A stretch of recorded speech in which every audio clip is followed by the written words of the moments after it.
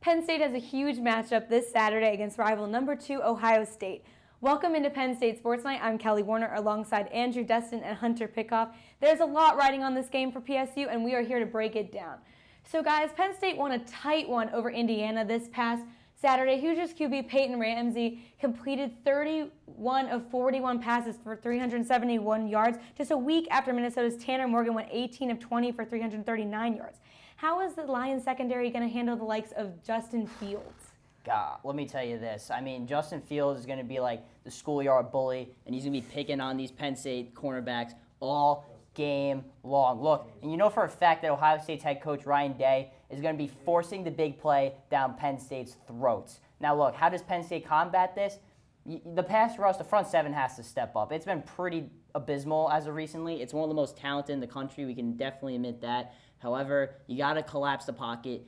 Take away Justin Fields' mobile ability. If you limit his scope of operations, I'm not saying that's going to, take him out of the game per se, but you got to limit one of the best quarterbacks in the country by any means necessary. I'll take a little bit of a different tune. I think that the secondary will play a little bit better than the last 2 weeks, but contrary, I think that rushing defense is going to get exposed. Yes, it's top 10 in the country, allowing less than 100 yards per game rushing, but man, that Ohio State rushing attack, it's for real. Against Wisconsin a few weeks back, 38-7 they won, had 264 yards rushing. It all starts with J.K. Dobbins, a mobile quarterback, like you said, in Justin Fields.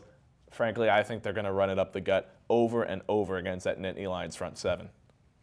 All right, moving on from the defense to the offense, how are the Nittany Lions going to move the ball against Ohio State's high-ranked defense? Penn State needs to establish the run and commit to it for the entirety of the game. They got Journey Brown, who the last 2 games has been in his bag, 2 straight games over 100-plus yards production. Also, is Noah Cain going to come back? I mean, one of the Long Boy members, arguably the most talented one. If he comes back, that's a huge boost for Penn State. And then for Ricky Ronnie, the offensive coordinator, simplify the playbook, get the ball out of Sean Clifford's hands quickly because Ohio State is going to be coming for his neck. And in all honesty, guys like KJ Hamler and Pat Frymuth, they're the 2 best weapons that Penn State has to offer. Get them the ball because if they're not factors in this game, then Penn State is not going to beat Ohio State, especially on the road. You took the words out of my mouth. I mean, Noah Cain, if he's 90%, you got to play him. Yeah. Point in case. I mean, 90%, Coach Franklin has said it 2 weeks in a row now. It's a top 10 matchup. End of statement. He's got to play.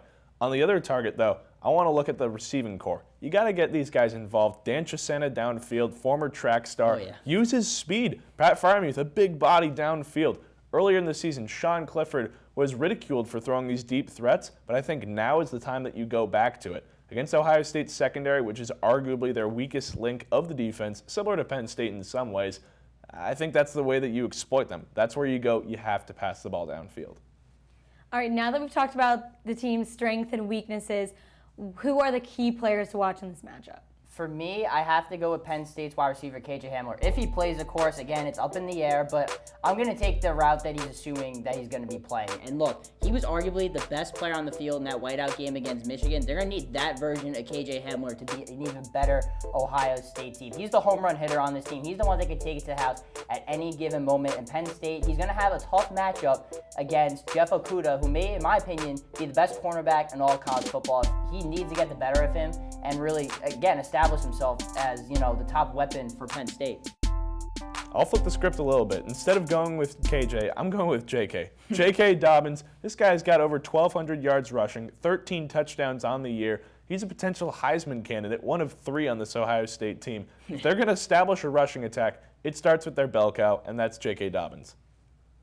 All right, guys, so you both made your points. It's time for the big finish. Score predictions. Who do you have winning this game? I'm going to go with Ohio State taking down Penn State 38-27. I think that Penn State is going to, play a hard 60 minutes. It's going to be, a glorious loss, if you will, and they're going to be guns blazing. However, Ohio State's going to be mentally there as well, and you look at this team, they're better. They got Chase Young back. That's an extra boost of motivation for this team. And also playing in Columbus, it's hard to play there, in all honesty, just like as hard to play in Beaver Stadium as well. And that home field advantage is legit. And the fact that they're a better team, a more complete team, I'm going to go with the Buckeyes here.